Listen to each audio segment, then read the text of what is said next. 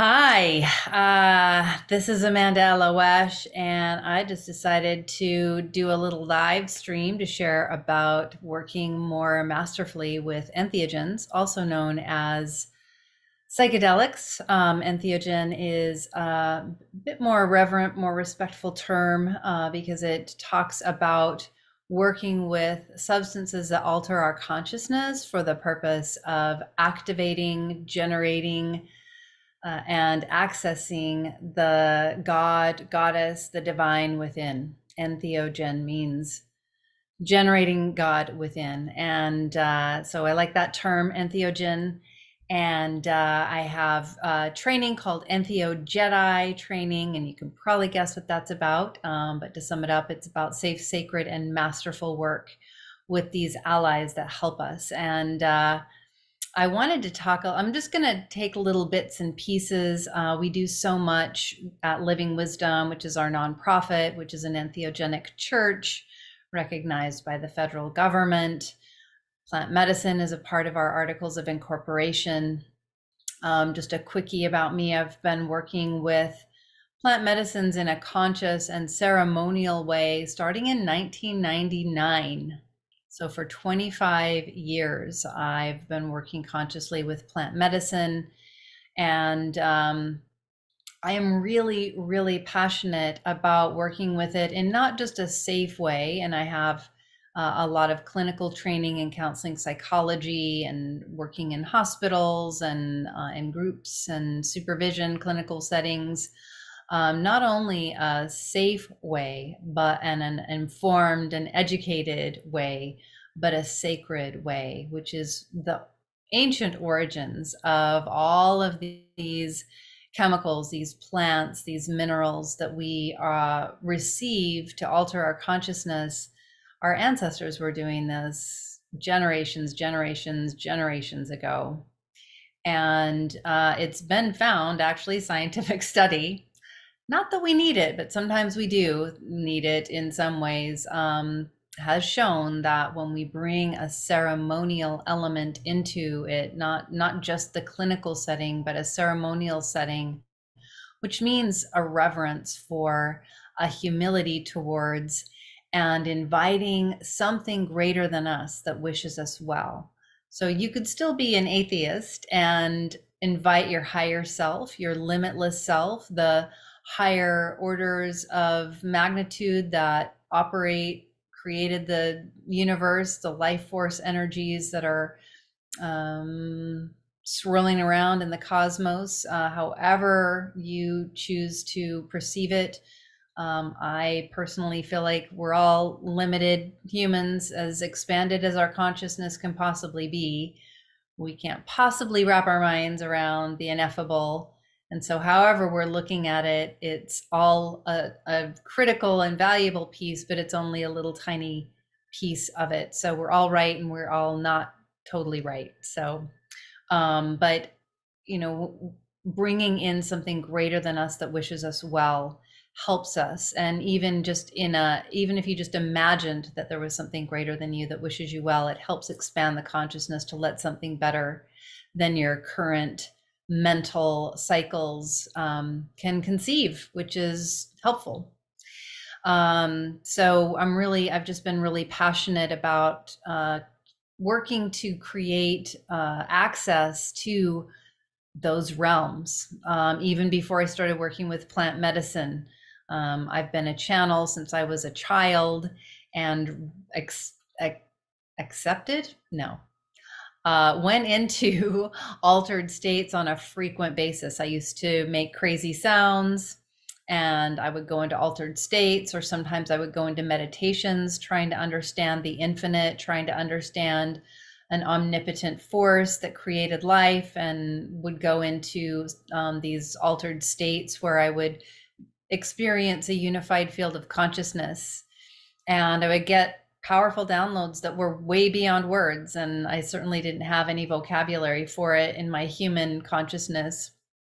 And so I've been really passionate about exploring my own consciousness, studying consciousness, studying the subconscious, studying and working with creativity and the imagination, And that's led me down an academic and an indigenous wisdom learning path and initiations through Native American, Central and South American, Buddhist and Hindu traditions, meditations, chants, sacred geometries, and other lineage teachings to understand these different ways of accessing something beyond the third dimension.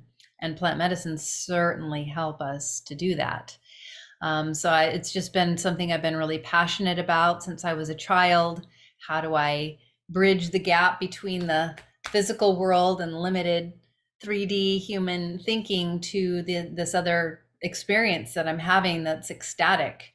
And so I've been really passionate about how to do it and do it in a safe way and do it in a sacred way as well. And one of the things I wanted to talk about is ego death. Some people fear it tremendously. Some people are seeking it. And whether you're seeking it or trying to avoid it, if you're working with plant medicine, you're going to be facing it probably at some point if you continue down the path. Because that you can't continue to cling to the known, the things that your ego mind that's identified with the dualistic ways of being in the world and identifications and narratives and all of that.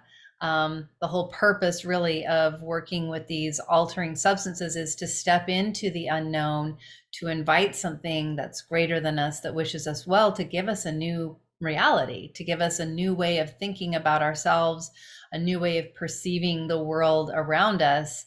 And our ego mind loves predictability. It loves to think it knows what's happening, what did happen in the past, what's going to happen in the future, and how to deal with it. And so there's a lot of ways that the current ego mind, human 3D thinking is very sticky and likes to control and manage and thinks it understands what's happening. And these altering substances kind of shatter that in a way. And so when we ask for an ego death, that's a tall order. It's good to not expect it. It's good to allow it to come in the right timing. And it's a lot bigger thing often than we could ever even experiencing it already. I've experienced the ego death multiple times in different parts of me, facing that over and over. And still every once in a while, I hit layers that are incredibly humbling. And what I find for myself is that the parts of me that have been hiding out in shame and self-judgment, limiting myself, convincing parts of myself that I'm anything less than sacred, and treating myself in any way less than sacred, and treating my life and or other people or experiences in my life as anything less than sacred. Well, when I come into communion with the holy, with the divine, with the infinite, it brings up this deep awareness of these parts. And then I go into shame and like, oh, this part of me is really bad. But the holy, everything that's greater than me, that wishes me well, doesn't see me that way. But it's like the great contrast between this beautiful, ineffable, ecstatic, loving, kind presence shines the light on the parts of me that I haven't been willing to give the light and the love to. And it can be quite intense. And so when we ask for that ego death, you got to be careful what you ask for. I think in general, it's most helpful to ask for the medicine to give us what we're ready for, to ask for help. Can I have help with having better thoughts about myself, better relationships, better clarity about my purpose work in the world? How can I be of service? I'd like clarity around that. I've been witness and held space multiple times for folks who did and did not ask for, consciously ask for ego death, that got it. And it's a lot. It's a really big experience. It's a powerful initiation. And I think more and more it's showing up in the medicine because we don't have these rites of passage. We don't have these initiations that help us to really remember the sacred nature of our own life and the sacred nature of all life. And the plants embody it. The plants are rooted in that reality. And when we really commune with these master plant allies, they can help us, and they can help us in bigger ways than we were expecting. So I just want to talk a little bit about that, the ego death, and a little bit about what it is and how it can impact. I mean, we can definitely feel like we're dying. We can definitely get lost in the fear of like, I'm actually gonna die, and that can come up. And the reality is part of us is dying, but it's not leaving. In a recent ceremony, one of our guests was, I don't know, that was not her prayer. It was not to have an ego death, but she did have a big ego death. And there was this alternation between, I want this part of me to die and I don't want to die. I want this part of me to die and I don't want to die. And it's like, if you look at the metaphor, the life cycle of the caterpillar turning into a butterfly, the caterpillar only knows itself and the world around it through the eyes of a caterpillar. And it doesn't even really know what's about to happen when it goes into that cocoon and starts to dissolve. When it starts to dissolve, part of its system, its immune system, reacts by sending out antihistamines to fight off the transformation that's happening. So there's something inside the caterpillar that doesn't want this change to happen. And I look at it as that's kind of a lot about us. We go in, we want this growth, we want this expansion of our consciousness, but we're not even really aware of what all is involved in doing that. It requires being very uncomfortable. It requires letting go of a lot of things that have held us up and held us together and helped us to survive.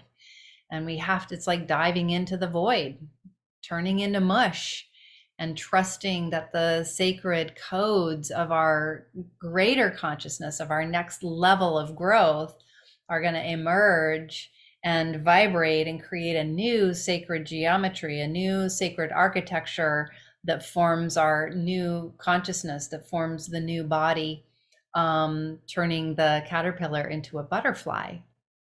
And it's not as easy as it sounds. It's easy to talk about, but it's not as easy as it sounds. And even just a couple of hours of being at a peak experience while the caterpillar turns into a butterfly or simply turns into the mush can feel like forever, and it can be quite intense. And I'd say most of our ceremonies, about 99.9% of the time, folks are getting a transformation that's powerful and profound and yet very gentle. And the combination is expansive and mind-blowing. And every once in a while, the part of us that needs to die or transform, basically, really is what's happening. It's transforming. It's turning from the caterpillar into the butterfly. So the caterpillar is technically dying, but that life force is turning into something new and elevated. That can feel like a really agonizing experience. And it's really, really important because we never know when that's going to happen in a medicine ceremony. People can ask for it and hope that it happens and not get it. And people can have no clue that might happen or not want it to happen. And it might be, or have something that happens to them early on. And we never know when it might come up. And it's so important to have someone who knows how to hold space for that, because it can be the difference between really disconnecting and disassociating and not coming back for a long time, sometimes ever. Unfortunately, there are instances where people get shattered and they aren't in a place, in a situation where they're held and have help in anchoring in and grounding in, and essential parts of the self get disconnected. They're still there, but they're kind of like a balloon floating on a very thin thread far out there. And it's very difficult to function. And sometimes big awakenings happen, and new ways of thinking and perceiving are so big. And it's very ungrounding. It can be very frightening, even if it's an awakening or an enlightenment that's happening. So it's really important to make sure that there is somebody around who can hold space for that. So, and how do you know? I mean, I think there are a lot of people that think they can hold space for those things, just like we think we want an ego death. And then when it happens, like, oh, this is big and it's intense. Because if you can imagine the many different ways a person may behave if they think that they're dying, are you able to hold space for that? Is there, or if you're the person stepping into a ceremony, does the person who's holding space for you know how to hold space for that? Are you ready to be held in that way? It's really quite profound. And one thing that I've found that's really, really important, and I started doing this work before I started serving medicine, when I was just working with people with PTSD and other forms of trauma, in medical circles and in transformational circles, where people were sometimes accessing really deep trauma, out of the blue. Something all of a sudden bubbled up that they weren't aware of before, or a part of the self all of a sudden is like, feels a sense of safety and lets go of something that's been tightly held in and hidden. It can bubble up to the surface. I'm grateful I had the opportunity to learn how to work with that on a clinical basis and get a lot of supervision and support and training in doing it, because it is quite intense when somebody's going through that. And to be able to really be present and not activate my own fear, my own worry, to stay in a very grounded, centered, peaceful state. It's really, really helpful to try to stay in present moment, because in present moment, grounded, making eye contact, touching the physical body. Oh, this is my body. These are my arms that I'm squeezing. I can feel myself squeezing my arms. Today is Monday. Yeah, I'm in ceremony. I came to ceremony. My name is Amanda, and I'm here, and I had some medicine, and I made a prayer, and things are shifting, and I'm feeling myself breathing, and I'm feeling my facilitator's hand on my shoulder or on my foot, and I can smell the rose water, and I can smell the cedar, and just bringing into present moment the physical body. And that can be frightening even in of itself. If somebody has trauma and has left their body, that can also be the case, where someone starts to try to enter their body again after being dissociated for basically their whole life. My first on-the-job training of really helping somebody who was in trauma was a medical support group for California Pacific Medical Center, a Marin General Hospital. And I facilitated a medical support group. It was anybody that was dealing with anything at all that they were getting help from Marin General Hospital could come. And this woman was coming on a regular basis, and we had been doing a lot of arts and guided meditation. And this time I just did let's do a body scan. Let's breathe into the body and feel what's happening in the body. And as soon as we started to do that, she had a PTSD experience and got really panicked, wanted to leave. And I didn't think it was safe for her to leave, but also needed to trust her sovereignty and let her go if she really wanted to go. But I just stayed present with her and invited her to stay and get the support, and just had her like, let's connect with this pinky. Let's connect with this pinky right now. Like, can you see your pinky and can you feel yourself touching your pinky? And I just had her say her name over and over, and then let's go to this finger. And then she eventually like got herself into her all the way up to her elbow. And I remember she said, I haven't been in my body since I was about 4 years old. And it was really frightening at first, but it's really exciting to start to realize like I'm coming back into my body again. And she went home and continued to do the practice. And when she came back the next week, she said, I'm all the way up to my shoulders in both of my arms. And I can't even remember what that was like. And I'm so excited to be coming back home into my own body. I feel safe finally. So it's really powerful, these medicines. And sometimes the healing can be very frightening. A lot of times it's because we're letting go of old stuff, and it kind of comes up and flashes into our emotional body, and it flashes into our mental body, and it flashes into our physical body and our nervous system as it's coming out. And if we're not supported in a good way, it can feel like it's coming back to get us again. So I just wanted to share a little bit about that, because I know a lot of people are talking about ego death, and wanted to give a little bit of insight, and also share a little bit about me and about Living Wisdom and our work. We're in Calistoga, California, and we do work with the sacred plant medicines. We also offer other opportunities to gather and do healing with cacao and sound healing. We do online entheogen preparation and integration support. I've created a lot of really helpful resources for you to support you in your work with entheogens, also with relationships with yourself, with others, and with source. A lot of those are free and available to you. So please reach out, let us know how we can support you. We're really passionate about being of service and helping as many folks as we can, and making this information and this medicine work accessible to all who come in a good way. We support our diverse community learning and healing and growing together. So thank you for tuning in.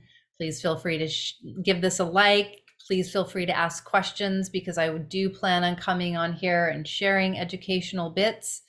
And if there's something that feels really pressing, really intriguing to you about sacred medicine work, please feel free to ask, put it in the comments.